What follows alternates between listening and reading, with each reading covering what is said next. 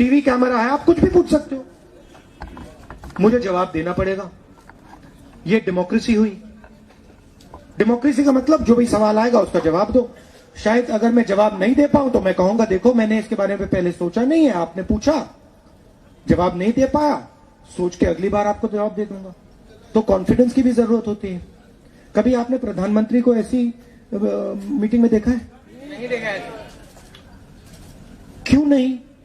देश के प्रधानमंत्री हैं आप, देश के भविष्य हो। अगर देश का भविष्य प्रधानमंत्री से दिल खोलकर नहीं बात कर सकता तो कोई ना कोई कमी तो है, कोई ना कोई कमी तो होगी। तो अब मैं आपको थोड़ा सा आपका जवाब देना चाहता हूं।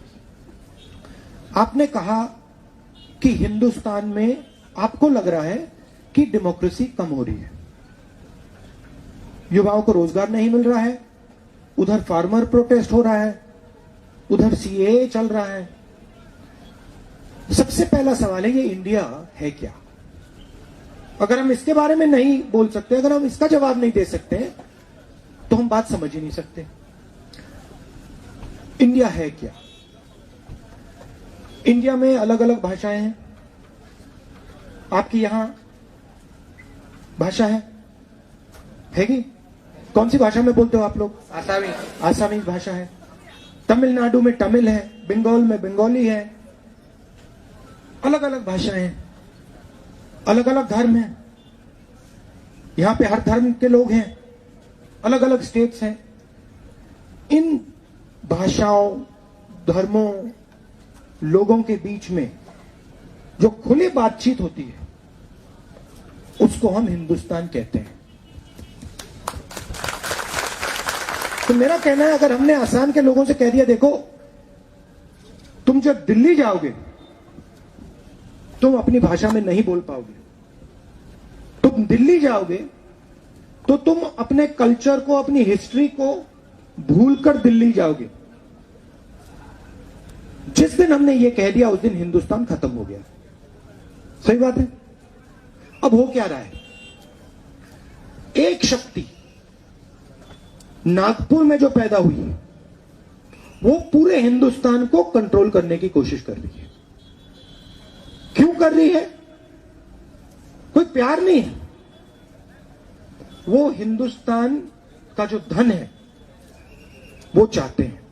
अजीब सी बात है। देखिए मैं आपको इसका उदाहरण देता हूं। यहां पे आपका एयरपोर्ट हैगा? नाम क्या है उसका? हाँ, अरे सोचो, मोहनबाड़ी, ठीक है। आपका मेन एयरपोर्ट का नाम क्या है असम में? लुम्पिया गोपीनाथ बोरदोलोई इंटरनेशनल एयरपोर्ट। क्या नाम है?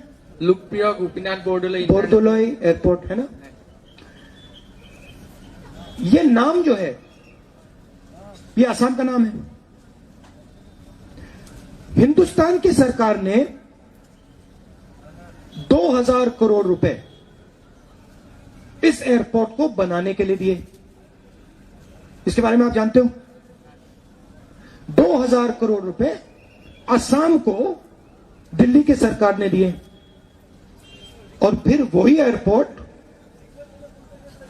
दिल्ली की सरकार ने अदानी जी को पकड़ा दिया। अब आप मुझे लॉजिक बताइए, अगर आप अदानी जी को एयरपोर्ट पकड़ाना चाहते थे तो आपने 2000 करोड़ रुपए असम के जेब में से क्यों निकाले? आपने उनसे यह क्यों नहीं कहा देखिए हम आपको एयरपोर्ट देना चाह रहे हैं मगर 2000 करोड़ रुपए आपको नहीं मिलेंगे, 2000 करोड़ रुपए हम असम की जनता को देंगे। तो पहले कहते हैं आपको कि हम 2000 करोड़ रुपए दे रहे हैं, उसके बाद में एयरपोर्ट पकड़ा देते हैं अदानी जी को। टी गार्डन्स देखिए, टी गार्डन्स में भी वही हो रहा है। जो एयरपोर्ट में हो रहा है वो टी गार्डन्स में हो रहा है। जब हमारी सरकार थी हमने नॉर्थ ईस्ट को, असम को प्रोटेक्शन दिया था, स्पेशल पैकेज हजारों करोड़ रुपए का और इन्वेस्टमेंट पॉलिसी, जिसमें कोई भी अगर असम में, बाकी नॉर्थ ईस्ट में इन्वेस्टमेंट करना चाहता था उसको हम सब्सिडीज देते थे। उसको कैंसिल कर दी। अब आप मुझे बताइए, तमिलनाडु के पास समुद्र है क्या? है। तमिलनाडु अगर अपना माल अमेरिका भेजना चाहता है तो एकदम भेज सकता है। आप क्या कर सकते हो? अगर असम का प्रोडक्ट आप अमेरिका भेजना चाहते हो, आप इतनी आसानी से भेज सकते हो? तो फेयर कंपटीशन नहीं है ना। अगर फेयर कंपटीशन नहीं है तो हमें आपकी मदद करनी पड़ेगी। इसलिए हमने आपको इन्वेस्टमेंट पॉलिसी दी, इसलिए हमने आपको स्पेशल पैकेज दिया। अब नरेंद्र मोदी जी कहते हैं, सरकार कहती है नहीं, हम जो मदद पहले असम को कर रहे थे वो हम नहीं करने वाले हैं। नतीजा क्या है?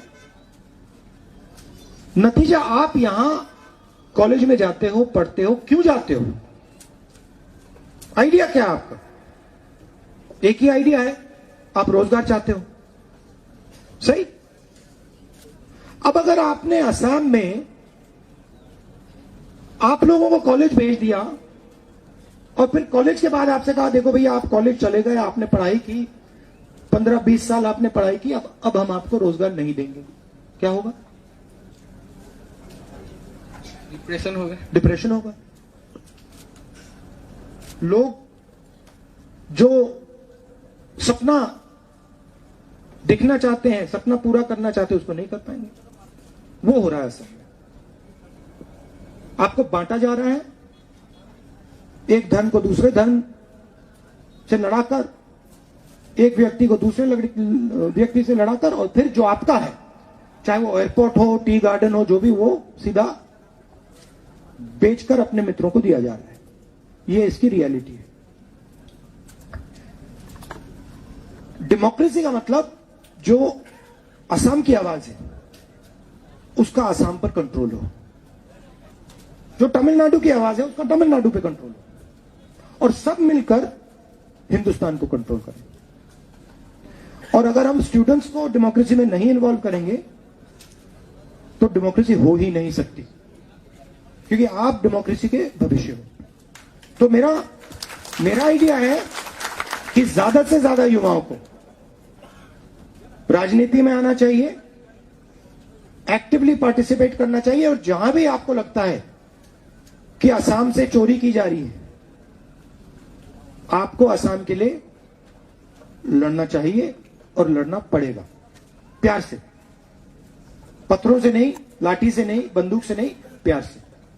Thank you.